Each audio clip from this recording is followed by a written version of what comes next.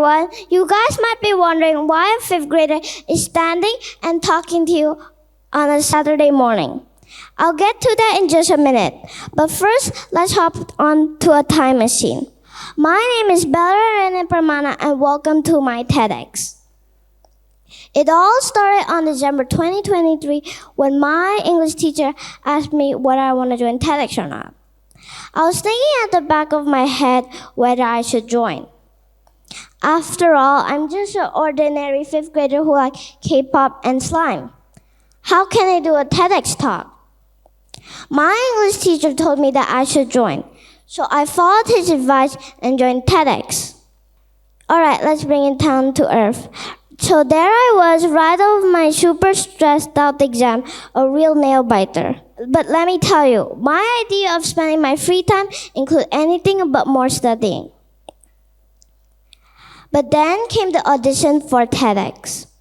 Imagine this tired, somewhat exhausted fifth grader lunging her English oral exam script to the audition. No fancy prep, just a little stress and a pocket full of hope. It was like showing up to a friend's place uninvited. So I unfolded my script with a mix of nerve and a sprinkle of bravery, not knowing where the spontaneous adventure would take me. It was a roller coaster full of emotion. And little did I know, it was just the beginning of a super exciting journey. But after I finished, I thought I was done with my duty.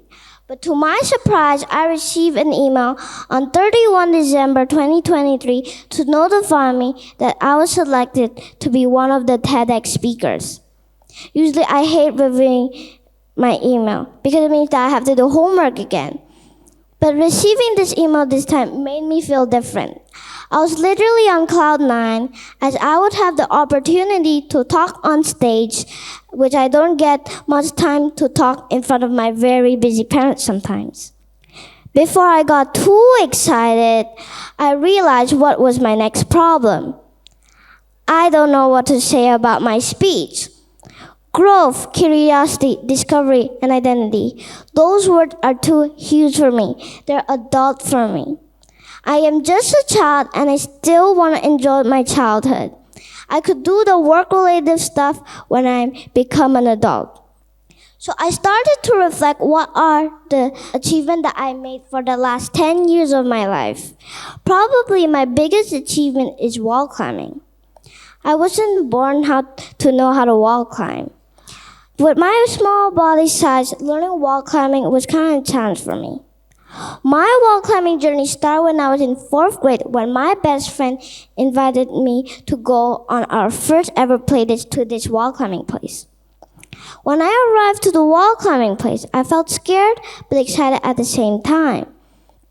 I was scared because the wall climbing wall was so tall. The first time I didn't climb as high as my best friend, and I didn't reach to the top. I was devastated and disappointed until I burst into tears.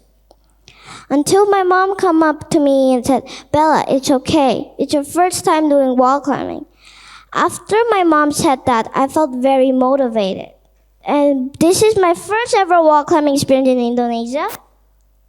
This is the first video my mom ever took me during my play date. I was still a beginner.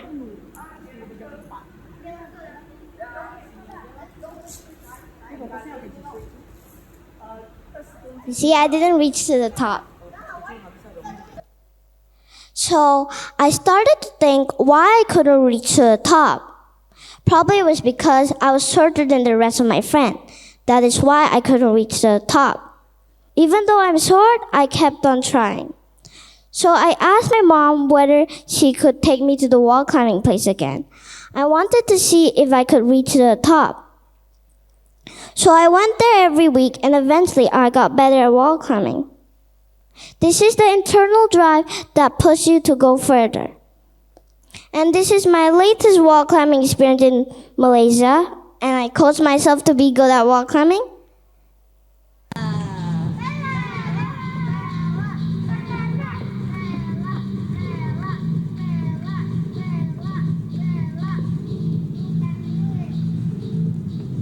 had no coach, so I managed to reach the top all by myself. Impressive, right?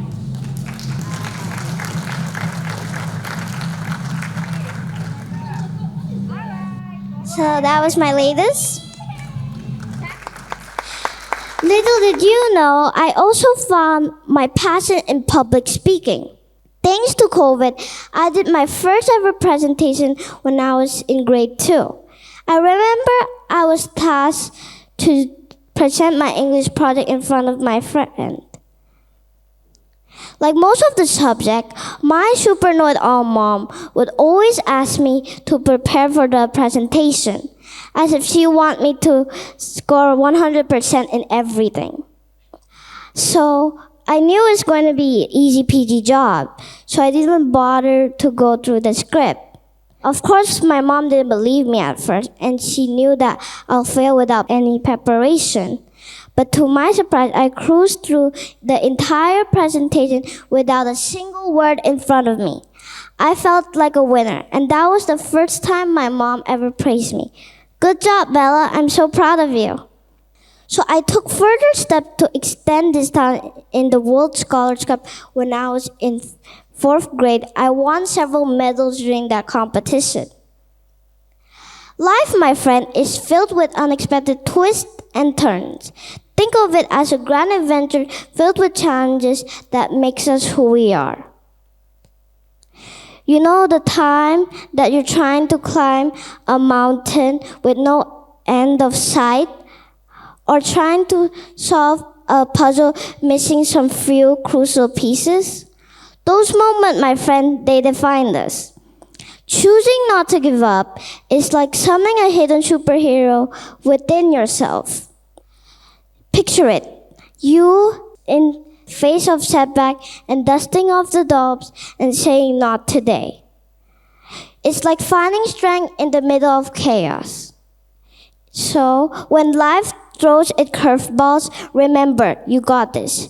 Embrace the bumps, learn from the detour, and keep on going. Because in the end, it's the journey that makes all the victory sweeter. You're writing your own story, and the plot twist is resilience. Don't ever forget that. I'm Bella Renee Permana, and thank you for listening to my TEDx.